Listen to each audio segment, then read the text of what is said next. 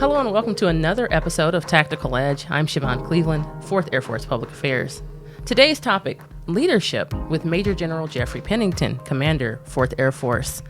Greetings, sir. How are you this morning? Wonderful, Siobhan. Thank you. Good morning. Good morning. So leadership, a couple podcasts ago, we did talk about leadership. I think Chief Villa was here and Colonel Ritchie. We spoke about senior leadership development, I believe it was. We're going to talk about leadership today. So from your perspective, let's talk about leadership. Hey, thank you, Siobhan, for that introduction. And this is a very common question that I get asked from both the airmen in our command and folks in the local community or people you interact with. When you become a senior leader, they want to know, hey, what was the journey like, or how do I become a leader, or what are some of the skills I need to become an effective leader? So over the years, I've studied numerous books and leaders along the way, and I think everybody makes a little bit of deposit in who we become as you go along. But for today's podcast, I've broken it down into 3 simple things. These are not all-inclusive. It's not an entire list and certainly not limited to this, but for the time and scope of this conversation, I think these 3 things will hit the mark pretty well. And the first one we'll explore is just technical skills or technical competency. A little bit later, I'll talk about followership in its role in leadership. And then finally, leadership itself once someone is in a position of leadership. So that's the outline for today's podcast. Okay. So technical competency, that can sound a bit technical. Can you explain what you mean by technical competency? Sure. The first thing that one does when they join the service of the Air Force, for our enlisted corps, they go to basic military training or BMT, become an airman. And it's an exciting time, having been stationed at Lackland. I loved going and seeing the families, went to several graduations and being part of that and watching new airmen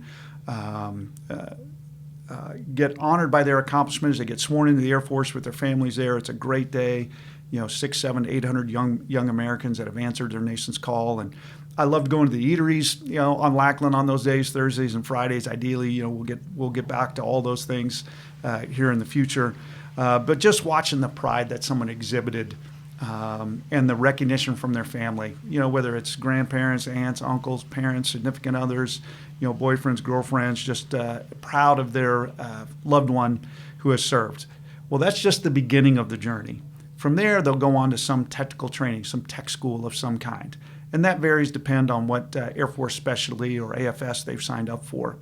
Whether it's maybe they're going to Intel, some of those schools are a little bit longer. It could be a year or 2. They go into some support functioning. They might go into maintenance. And they'll go to a basic tech school somewhere, depending on where that specialty is. Medical folks maybe down to Keesler, maintainers out to Shepherd. It varies by their specialty. They'll get their basic skill levels, and then they're going to go to their unit and progress through a 3-level, a 5-level, a 7-level along their way as they become more and more competent in their primary mission of supporting the Air Force and what they do, whether it's fixing an airplane, it's being a personnelist, it's being a financial expert, maybe a legal assistant of some kind, but whatever skill and profession they're going to have, that's what we call their technical skills. All right, sir. Thank you for that explanation on technical competency. And we talked about the enlisted. Is there any difference between officers and enlisted when we talk about technical competence? There can be some differences. For example, someone might join the service who already is incredibly credentialed professionally on the outside. They might have some medical credentials as a nurse or a doctor or assistant of some kind. Similarly, in the legal world, they might be an attorney or something of that nature. So they go through what's called a commissioned officer training at Maxwell and get their commission on a little more accelerated timeline because they've already had the technical competence when they come in.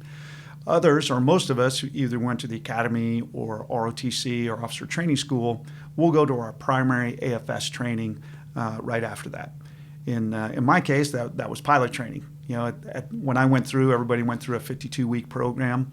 It varies a little bit now. There's something called Pilot Training Next that Major General Wills and 19th Air Force team have been working with on how to proficiency advance people through training. And this is happening across the board in the Air Force. We're trying to move away from the old industrial model where everybody moves at the same speed and now if you gain or master a skill quickly, to move along at the pace that you're ready. It's complicated, it's difficult, but we're working very hard on that. So those foundational elements of those technical skills are what give one the credibility to be a service member that can be tasked to answer a nation's call, whether it's humanitarian relief, disaster relief, or combatant commander's call. Those are the foundational elements that will lead to leadership down the road. So, hey, a quick story here. I knew of a pilot that went to pilot training, great attitude throughout, knew the book knowledge throughout, couldn't stump that individual on a question, always willing to serve, always positive attitude, but struggled in the cockpit a little bit, putting it all together. It was an incredible journey of ups and downs, and technically kind of washed out of tech school or pilot training. But because of the individual's attitude and dedication to the knowledge and always willing to keep trying, that actually kept the member instated without the formally eliminating him. So the message there in that story, and oh, by the way, the airman was Major General Pennington, who was a lieutenant at the time. And I didn't share that story for years. I was kind of embarrassed about it and struggled, with, how would people think about me and my credibility if I struggled in the basic core skill that I was supposed to come in the Air Force with. But over time, I've learned, I think it was through that fight, through that journey, I learned to really value and appreciate the Air Force's investment in me, the investment it takes in some airmen. Some people catch on faster to some things than others. Some take a little bit more time or a little extra training, but that's okay. So the message to all airmen is keep a great attitude, work hard on the things that you can do that are in your span of control, and you will get an opportunity to succeed if you just keep plugging away. So there's my outline on technical skills. Well, you definitely got me there, sir. I did not know that you were speaking of yourself with that story. Thank you for sharing that. So, of course, technical skills are important for an airman's career, for their foundation. What you spoke about followership. How does that tie in to? Yeah, well, that goes back to one of the early conversations I had with my father. I was probably about 12 or 13 years old, and I was really frustrated in a situation where I was asked to follow somebody, and I thought I could do a better job. And I remember my father telling me, he says, you know what, son, in life there's going to be times to lead and there's going to be times to follow. And right now it's your time to follow. And I took that lesson, I applied it, and it doesn't mean we follow unlawful orders. It doesn't mean we follow someone who's breaking a moral or ethical code. That's not what it means. What it means is leaders are not perfect. They do their very best, but somebody entrusted that leader and put them in a position of leadership. And we need to have some faith in the process. And of course, it doesn't mean you can't question it politely and professionally if you don't understand something to get clarification. And sometimes when an individual finds himself in that scenario of doubting their leader or not knowing how to approach the leader, key time for someone to get a mentor there in their life. And it could be that leader. If you have a great relationship, you can ask them. But it's not always that leader. It might be somebody else to say, hey, I'm struggling with this situation, walk through it, or how can I be better? How can I fit on the team? And I think that's one of the important things about followership is realizing that you're on a team. The Air Force is a team. The active duty has a team. We're a reserve component on that team, and we work together on what we call a total force effort. We work together in the joint force. Sometimes we're working with other service components. How do we fit on that team? And down to the basic airman, it's, hey, what team am I on? Probably a small team, an office of maybe 3 or 4 or 5, 6 people. What's our role? What's our mission? What are our priorities? And what's my role on the team? And how do I fit? And defining those really, really helps. And I'll close with the followership on this story. When I was a wing commander, we did a DOX or a climate survey of a large organization. And there was a fundamental theme of the junior NCOs critiquing the senior NCOs and lacking in a particular skill set. And that was in leadership and preparing and other things. And as the survey results came back, the senior NCOs and the chiefs came to me and they said, sir, we think we're short in this area. And this DOX proves it. Hey, will you help us put some things together to grow our senior enlisted corps? And we started working on some things, and it was great. By the time I got to debrief the survey, and was now in the room with everybody, and I was telling this story about, hey, junior NCOs, you got some critiques of your senior leadership here. And you could see them kind of, yeah, boss, tell them. And I made the point to this, and I remember a mentor telling me this one time. You know when you get the perfect supervisor or perfect leader? That's when you're the perfect follower. How's that going? Wow. In other words, what are you doing to help the team out? If you find your Superman's kryptonite, what are you doing to keep that weakness in a lead box? Or what are you doing to overcome it, right? And that's just a good balance of conversation, communication, inclusive dialogue where you realize everybody's valued and you need to find your role as a follower sometimes before you lead. Wow, very important, very important. So, sir, excuse me.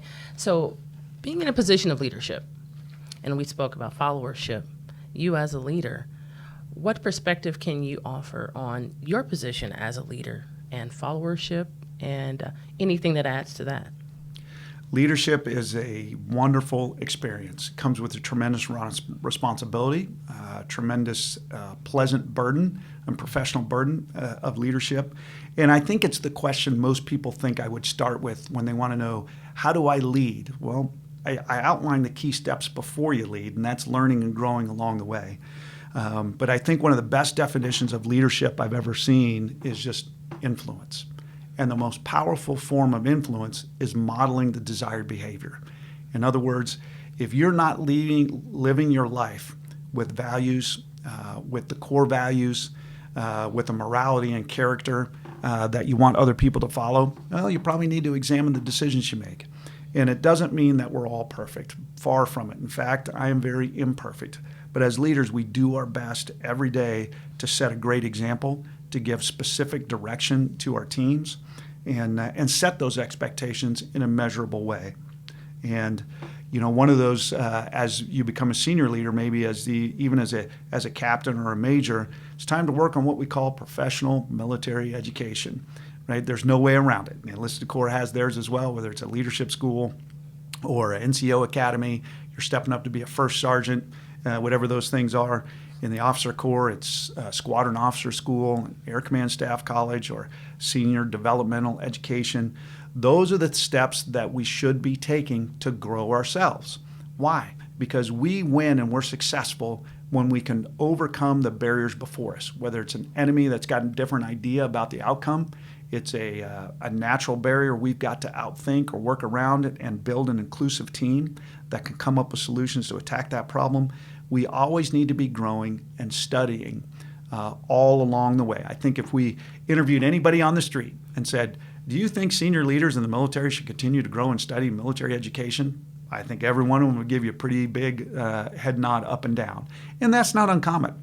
No matter what skill or profession you're in, you're always studying and growing. Maybe you have a photography business, you're learning the new skill. If you're a physician, my prayer would be that you stay up on top of the latest procedures. If you're an engineer, the latest technical manuals that come out. Whatever field you're in, you're always studying and growing. The military is no exception. So the professional military education is the formal part of the journey. And then I get asked this question pretty regular, Siobhan, about, hey, what are you reading?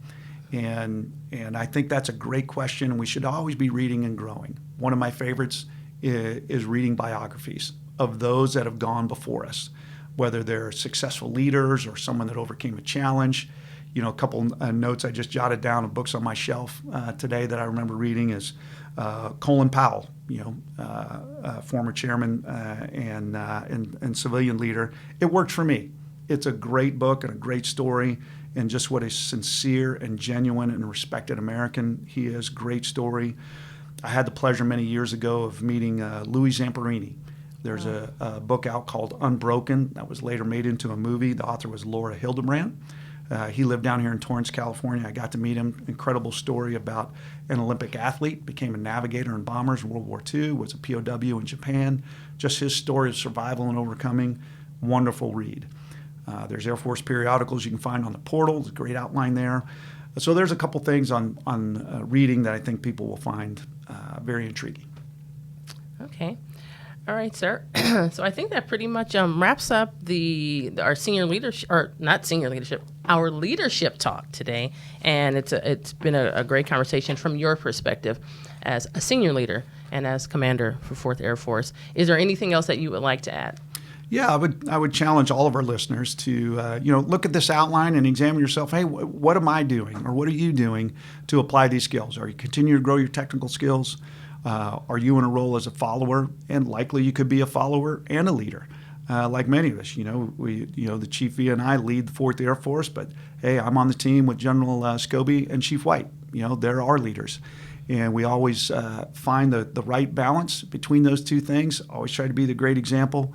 And I think if people apply those basic things, they got a pretty good outline to be successful. All right. And with that, thank you, sir, so much for stopping by today. That's Tactical Edge. And until next time, take care.